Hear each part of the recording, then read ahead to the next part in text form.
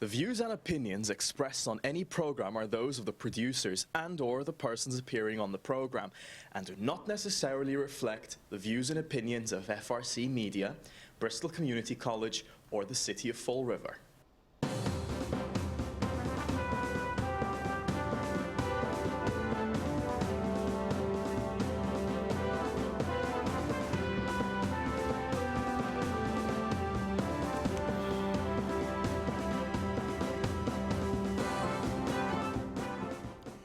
Well, hello. Welcome to Spindle City Straight Talk. I'm Chip. And I'm CJ. And it's Friday. And it opens up with a great story. I'm telling you.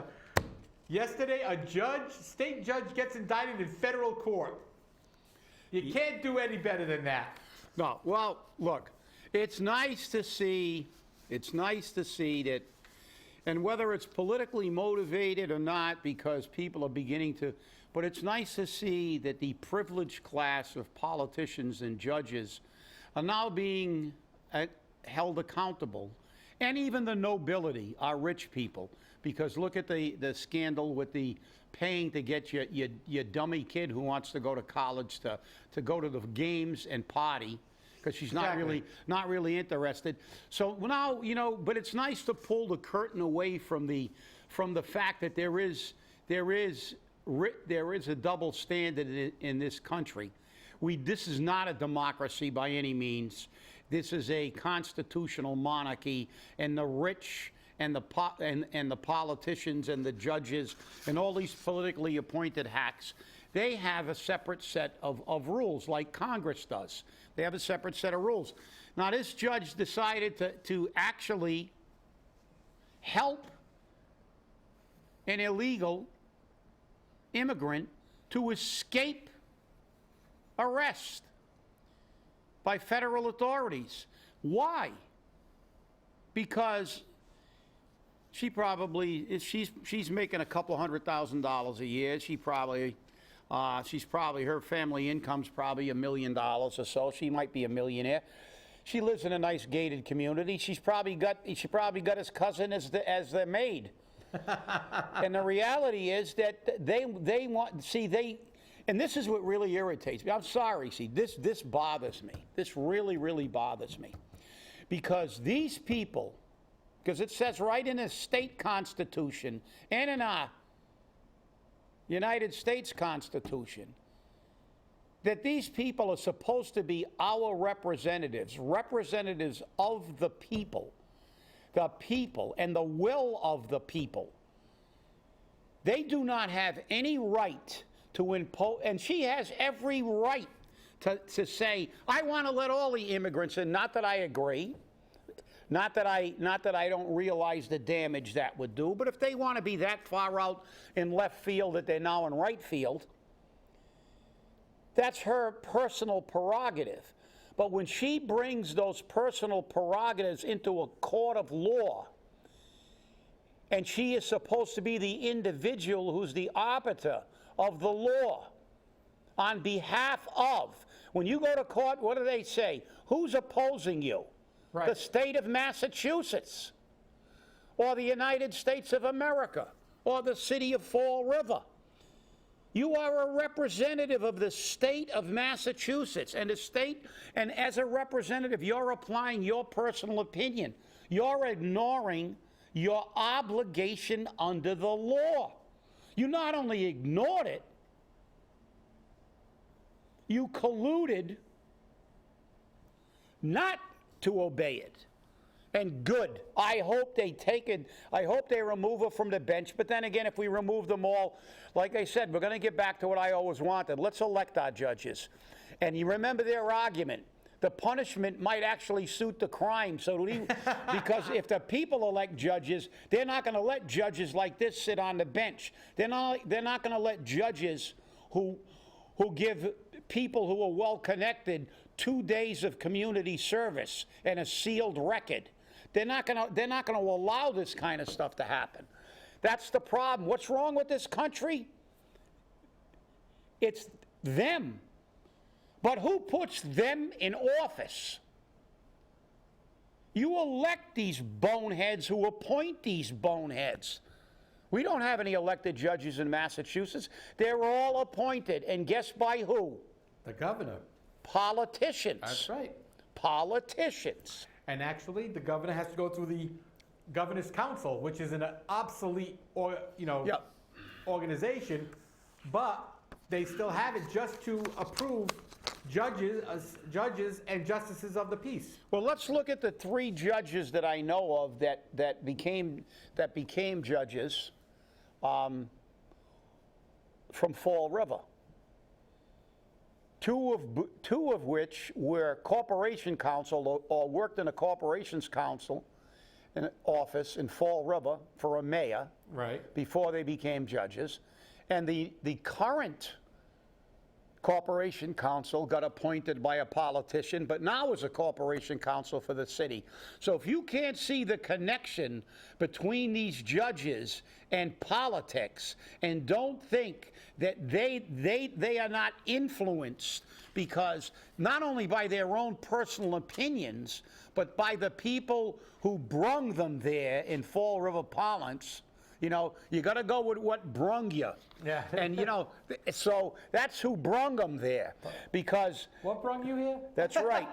The politicians, that's right. Because remember, if there's three of them, all 3 of them Did it. got there by political, and that's the way you get there. And you wonder why, when people are outraged, when people have had, they're up there on their 17th count of DUI, and they killed the second set of people they killed.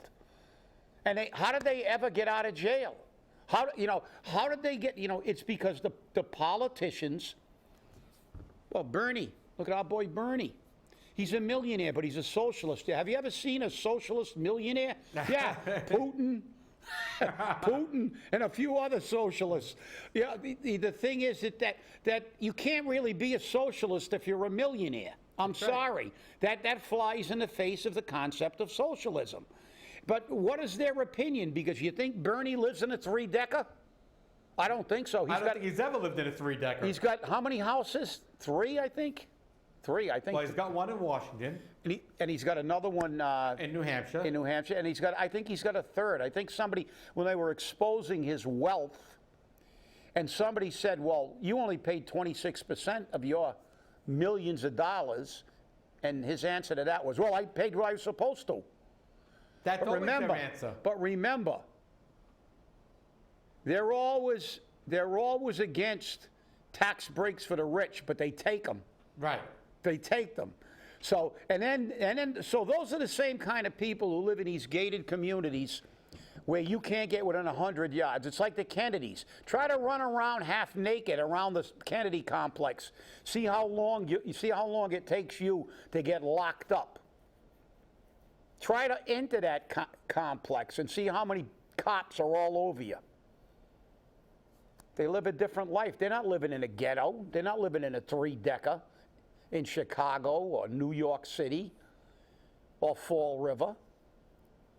So they can afford to say that bombers can have the right to vote. What did he say? It was an inalienable right? Yes. No, it isn't. Inalienable means it can't be removed.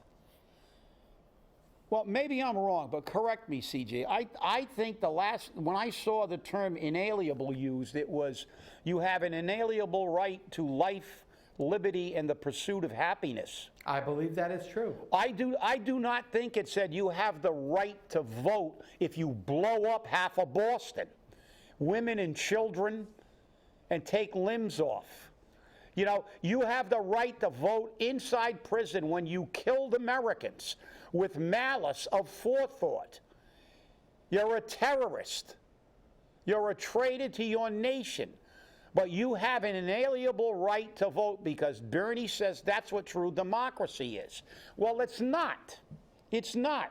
Voting is, well, it's my opinion. Voting is not a right, it's a privilege. It was a privilege that you gained from the blood of every American soldier who died for this country. For everybody who's standing guard on every post in every place on this planet. They gave you the privilege to shape your own government. To think you have some kind of absolute right to vote, and it's not a privilege, that's what the problem is with this country. We have AOC saying that veterans shouldn't get anything, they should be like everybody else. Really? People that got their arms and legs blown off, Gold Star parents, they don't deserve a little extra consideration by our nation?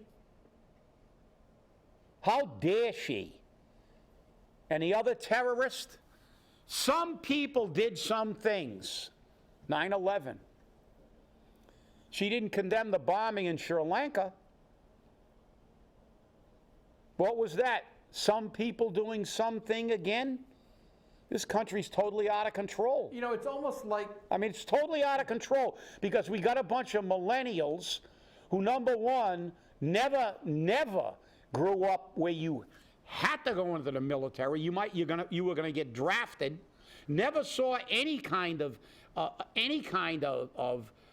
problems in their life because every time something didn't go wrong, mommy and daddy or the government gave them something, and they brought in a battery of psychiatrists for them because everything is free in this country.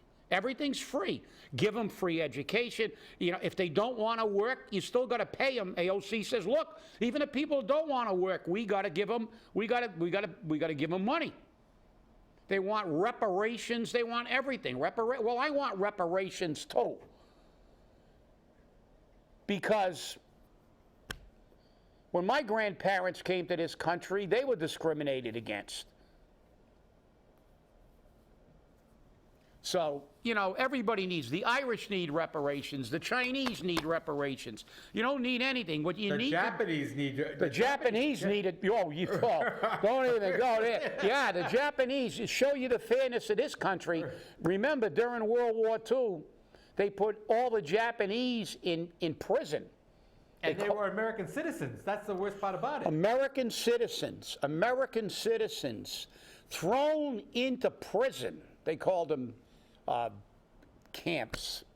Internment camps. Internment camps, yeah.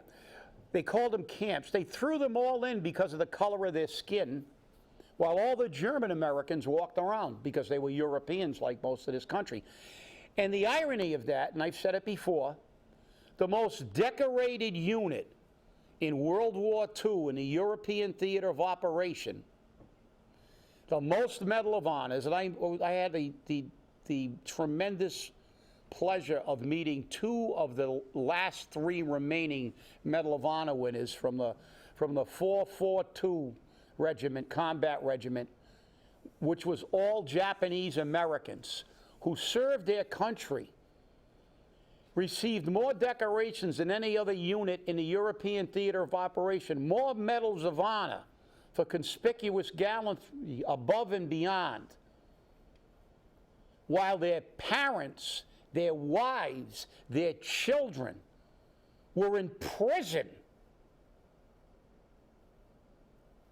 Is this country fair? No. And it's getting worse because we got people like Omar, who's a terrorist in my opinion, in Congress. Well, she seems like an ISIS supporter to me. Oh, you think? I think so. You think? Then they say she's being discriminated. You know, that she's being singled out. Well, and by the color of her skin? No, by her words. Exactly. She's not being. We're being divisive.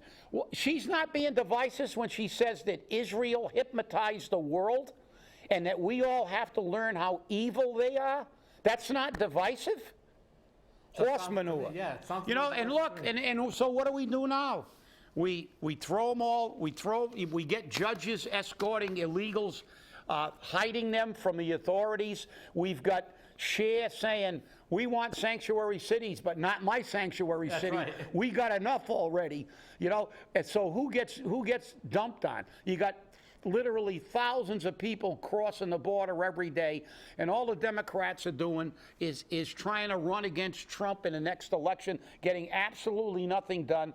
And every time there's a murder by an illegal alien or a rape or a violent crime, they should take either one of the Congress people or one of their relatives and throw their butt in jail alongside the person who perpetrated the crime. Because as far as I'm concerned, they are accessories before, during, and after the fact of that crime. Well, the thing that really bothers me is, you have people using the term sanctuary city. Now, Burrowville just used it, but not for immigration. They used it for their Second Amendment rights. Burrowville, Rhode Island, is a Second Amendment sanctuary city, and they say that they will not support the gun control that the state of Rhode Island is trying to impose on people. And, we have a right to bear arms. That's right. So, yeah, isn't it ironic that they have to classify that as a sanctuary city to protect you from your constitutional to protect your constitutional rights? Because talk about the state usurping authority from the federal government. Again, here's another case. You got a state judge ignoring and actually being an accomplice to an illegal, evading arrest. And now you got a state that they pass laws in direct conflict with the Constitution of the United States. Well, when you talk about her name, by the way, the judge is Shelley M. Richmond Joseph, 51 years old. She got a hyphenated name. All right, already that's another $300,000 in income. When you got a hyphenated name, you get at least an extra $300,000. She's from Natick. Natick. Yeah, she's from Natick. Natick, my favorite place. Okay. Right? One of the richest place in it, right? No, Newton. But Natick's pretty rich too. Natick is isn't that where is Wellesley's the Natick Wellesley area? That's where Wellesley College is and a few other, That's where Chestnut Hill Mall is. Yeah, Chestnut Hill and there are no panhandlers in Chestnut Hill. That's right. And the officer, because I remember a court officer was involved in this too, was Wesley McGregor, 56, and he's from Watertown. Another nice little enclave. Another nice little place. Now, Judge Joseph, who was appointed a judge in November of 2017, she hasn't even been in there 2 years yet, and McGregor are charged with conspiracy to obstruct justice, 2 counts of obstruction of justice. McGregor was also charged with perjury. Immediately after the announcements of the indictment, the Supreme Judicial Court suspended Joseph. Quoting the Supreme Judicial Court, "This order is based solely on the fact that a sitting judge has been indicted for alleged misconduct in the performance of her judicial duties." And where is she a judge, CJ? I'm reading this. Andrew Lenny, U.S. Attorney, just now charged against Newton, Massachusetts is... Right, Newton District Court. Newton District Court. So you got a Natick resident in Newton. So the rich, they didn't even stick. Why don't they stick it down here, in Fall River, with the real criminals? Yeah, but haven't you noticed that the judges that are appointed or the clerk magistrates that are appointed are usually appointed within their little realm of... Well, that's where they have the political influence. Yeah, that's right. So they're appointed in their little realm of I don't know. I want to call it monarchies, but well, that's what they are. They're fiefdoms. Yeah, little fiefdoms. Little fiefdoms. That's the term I was looking for. They have a fiefdom. Yeah, it's like the old feudal era where every little medieval fiefdom. Everybody had their own little little castle with all their knights and they had a feudal society. Well, we have a feudal society too. The people who work and pay for everybody else. The rich have got plenty of money. The poor get everything for free, and what's left of the middle class gets taxes and feed to death. So, but I mean, this is outrageous. These people, this is not, like I said, look, she can have the right to be out there with a protest sign, as far as I'm concerned, saying we should bring them all in. Bring 25 billion of them in. Let's overrun the country with people. Criminals, who cares? Don't check them, just let everybody in. Anybody that wants to come in, let them in. And you have a right to believe that. I don't. But she has a right.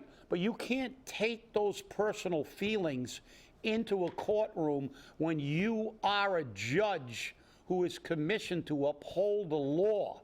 You cannot ignore the law if you're a judge. That's one of the problems I always had, even in the union. People used to get all over me because I would represent people that they disliked, people who were unpopular. Well, if they were right and they had a grievance, they had a right to representation. That's why you have to be neutral. You are there regardless of your opinion. I may not have liked that individual either, but the fact is, if they're being wrongly accused, or even if they're being accused, they have a legal right under the law to representation, and that's what you're supposed to do. You can't take your personal feelings into a courtroom if you're a judge, and if you're a politician, you're supposed to represent the people, not your own personal interests. Well, if the people want you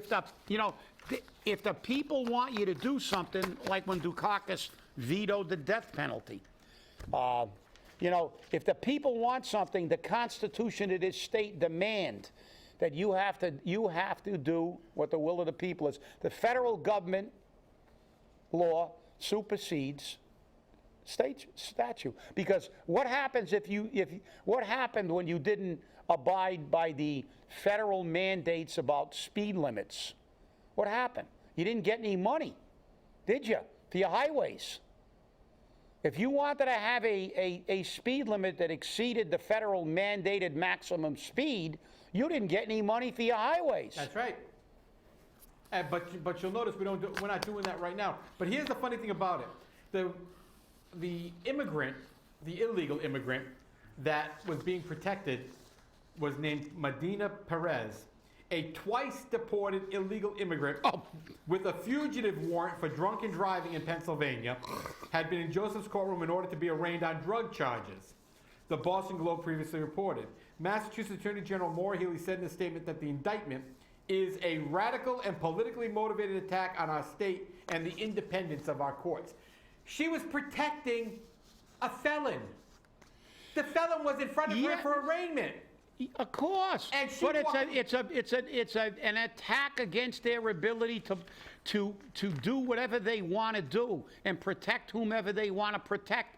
Here's a guy who's been deported twice.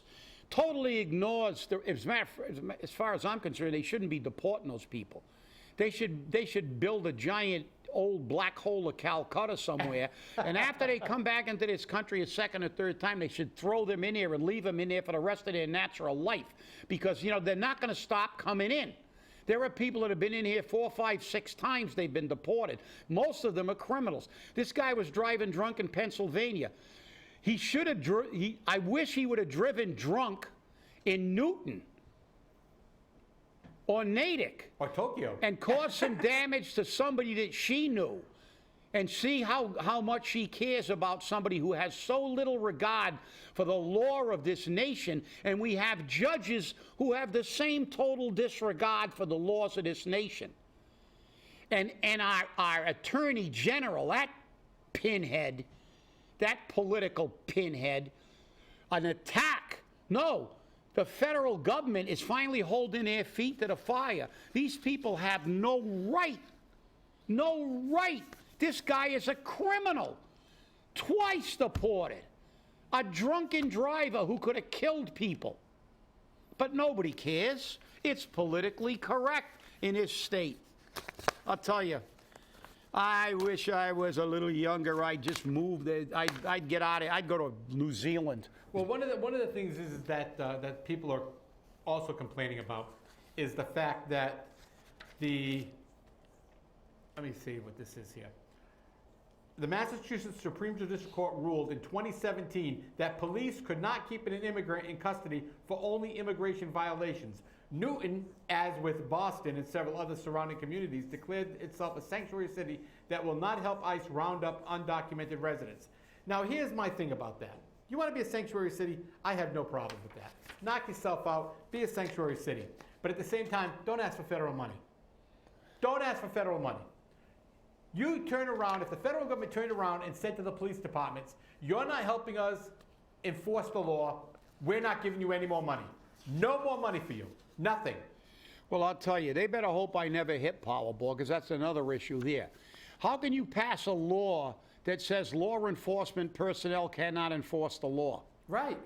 And that's what they said.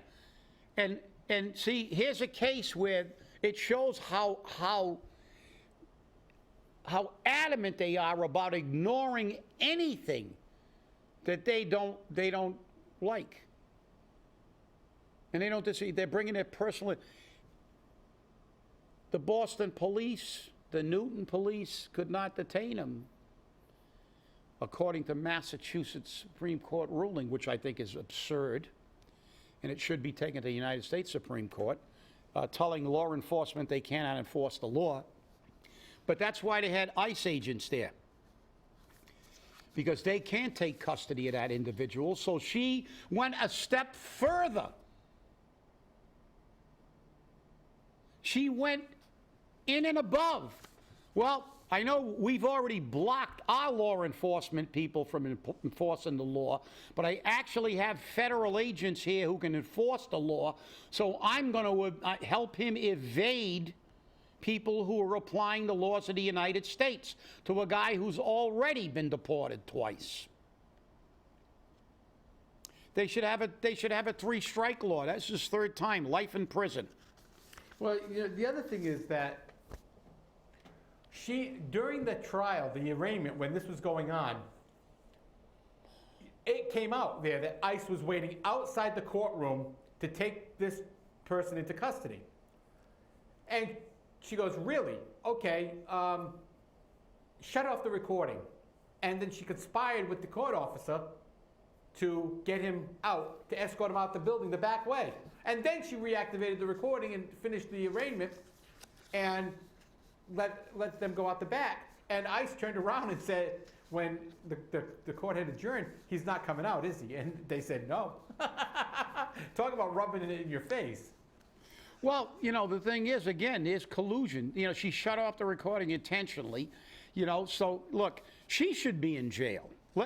Throw her in there with some of the people that she incarcerated and let her suffer some of the indignities that she has perpetrated on the general public by not punishing people who are criminals properly. And then again, here we go again. Our Attorney General rushes to the aid. Well, how did Smollett get away with it? Right. Hate crime. Well, connected, the Obamas make a call. One of the people involved with the Obamas and called, and oh, look, you know, Jesse's our pal. Well, the hell with it, the fact that he basically said that there was a hate crime committed against him, as I said many times, that if the Chicago police wouldn't have done the job they did to expose that, who knows what would have happened in Chicago? There might have been race riots, there might have been police officers might have been killed, civilians might have been killed over people rioting over what happened as a fundamental hate crime, which it wasn't. And I'm glad the 2 brothers are suing him now, because it's going to now, in a civil case, it's going to come out. They're going to unseal that thing, and we're going to see. But that prosecutor has since left. No penalties. Barack probably called her up and said, look, get your butt out of there before because they'll continue to investigate and find out how corrupt we all are. And don't worry about it. Bail out, I'll get you another job. I got plenty of pull. And that's the way it is, you know. And the poor people get the public defender. Even if you're innocent, he tells you, plead guilty, take your 5 years and shut up. I'm the president, don't worry about it, you know? Yeah, I mean, you know, this is just, it's disgusting. And like I said, it's horrific to watch what's happening in this nation. On both sides. They're doing absolutely, remember people, you put these nitwits in there. They're doing absolutely nothing in Washington except talking about the next election. They haven't fixed health care. They haven't addressed any major problem in the United States. All they're doing is treading water and trying to worry about the 2020 election. So if that doesn't ruin your weekend, if you know any illegals, tell them don't worry. It's like that old commercial. Don't get busted in a foreign country for drugs. You know any illegals? Tell them to get arrested in Massachusetts. We won't do anything about it. I remember the times when they used to tell people who were immigrants when they were in court that a guilty finding or a guilty plea could result in their deportation. Not anymore. Well, it doesn't matter anyway, CJ. If they get deported, they just come back anyway. That's it. Have a great weekend, and remember, stay angry.